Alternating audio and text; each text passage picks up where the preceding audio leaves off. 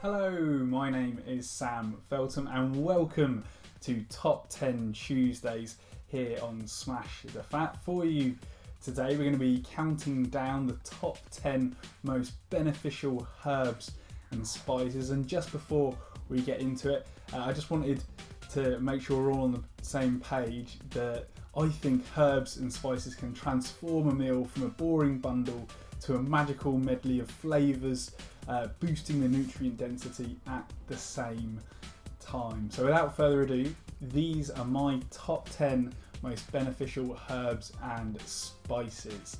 So at number 10, I think it's nutmeg, as it's been used in medicine since at least the 7th century, containing eugenol, which is a compound that can benefit the heart. Also, it's been found to kill a number of bacteria in the mouth that contribute to cavities. Some historians link its popularity in the spice trade to hallucinatory effects that result from ingesting large amounts of it.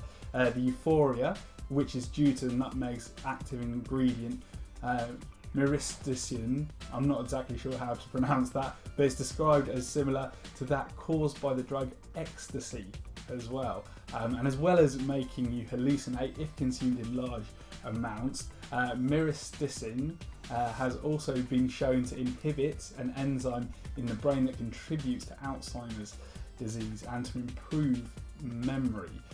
Researchers are currently studying its potential as an antidepressant as well. So at number 9, it's sage, and in a number of double-blind, placebo-controlled, randomised, balanced crossover, and pretty much everything you can do to be sure in a study, in humans have demonstrated improved memory, attention, function, alertness, and mood following single doses of sage extracts. And one double-blind, placebo-controlled trial of Alzheimer's disease patients also demonstrated improved cognitive function and behavioural function. Sage also has anti-inflammatory and antioxidant properties, as well as anti-cancer actions too. And finally, this shows potential as a treatment for diabetes, as it appears to reduce blood sugar. And then at number 8, it's coriander, one of my favourites in curries, and it's commonly known as dhania in India and cilantro in the Americas. It has benefits including the treatment of skin inflammation, blood pressure, diarrhea, which is always good to know, mouth ulcers, indigestion, menstrual disorders, even smallpox, conjunctivitis, skin disorders and blood sugar disorders as well. And plus it benefits eye care too. And finally, it is believed to be a natural aphrodisiac, and traditionally it is widely used in certain combinations with other herbs to enhance a person's libido. So coriander is basically a solid all-rounder that you should try to include in your diet a few times a week. And then at number 7, basil. Traditionally, basil has been used for supplementary treatment of stress, asthma and diabetes mellitus in India. Recent studies have shown that compounds in basil oil have potent antioxidant, antiviral and antimicrobial properties and potential for use in treating cancer. Basil is also very, very high in vitamin K, with 25 grams holding just over 100% of the recommended daily amount, which is needed for blood clotting, which is basically creating scabs, building strong bones and preventing heart disease as well. So just to be sure, consume it with some dietary fat, as it is a fat soluble vitamin as well. Number 6, oregano. And this has been shown to be antimicrobial in a number of studies, particularly as being just as effective at killing E. coli and staph bacteria as penicillin.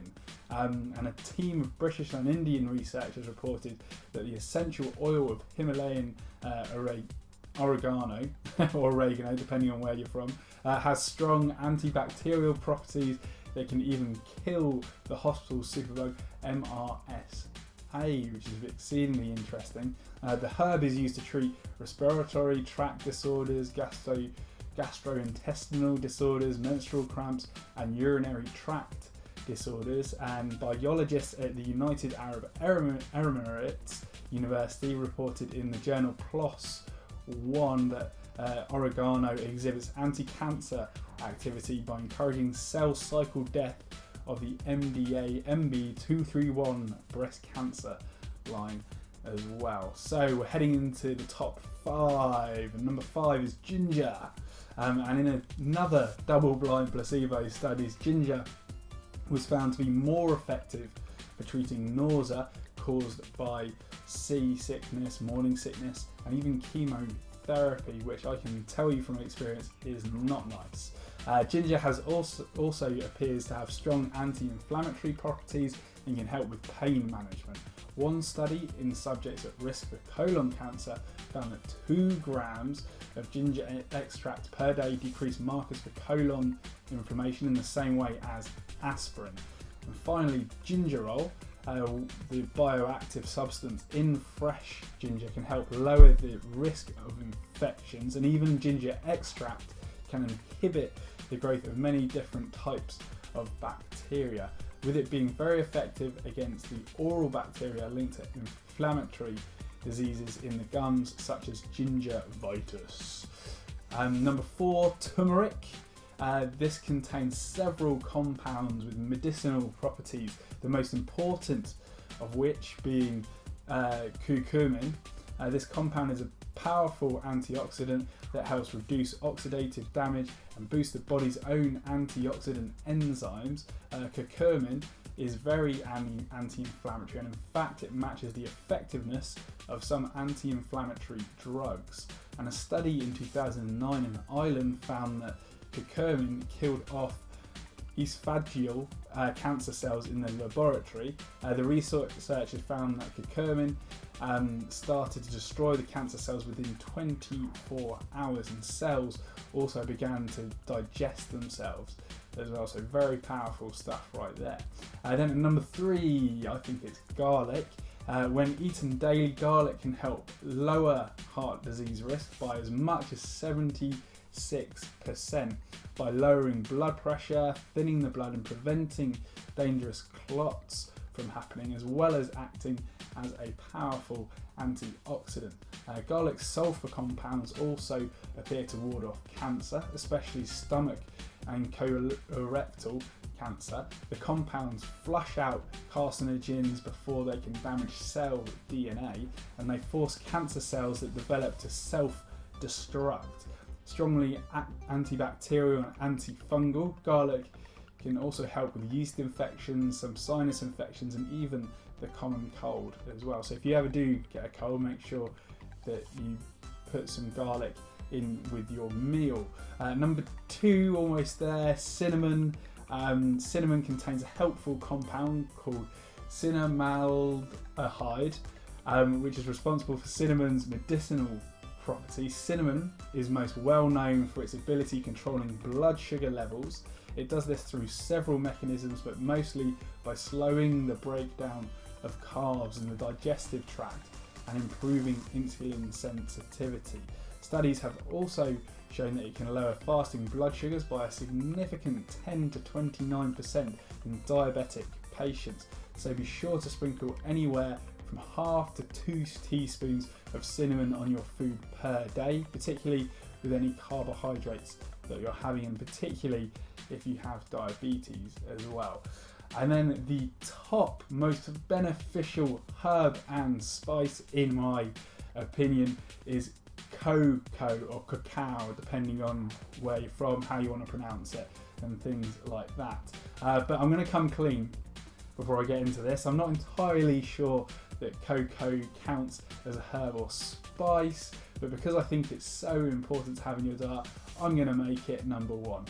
So cocoa contains the substance phenethylamine, which is a neurotransmitter found in the brain that acts as a mood elevator and natural antidepressant.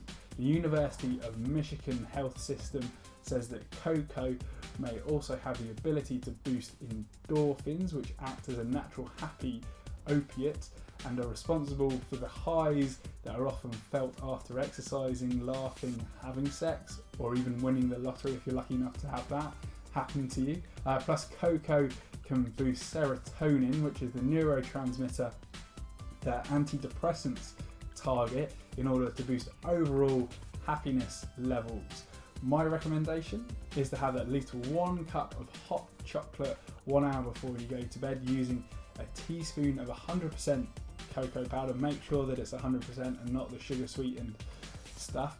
Half a teaspoon of cinnamon and half a teaspoon of ginger, which is very yummy and extremely good for your health through the powerful actions of the herbs and spices themselves, plus the improvements that you'll see in your sleep as well.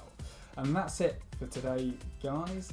If you do have any amendments, questions, comments, or anything like that, make sure you put it in the comment section below, or hit me up on Twitter at Sam Feltham, on Facebook at Smash the Fat, and then finally be sure to subscribe to this very YouTube channel, youtube.com/Smash the Fat. And then until tomorrow, guys, be well, and of course, smash it out.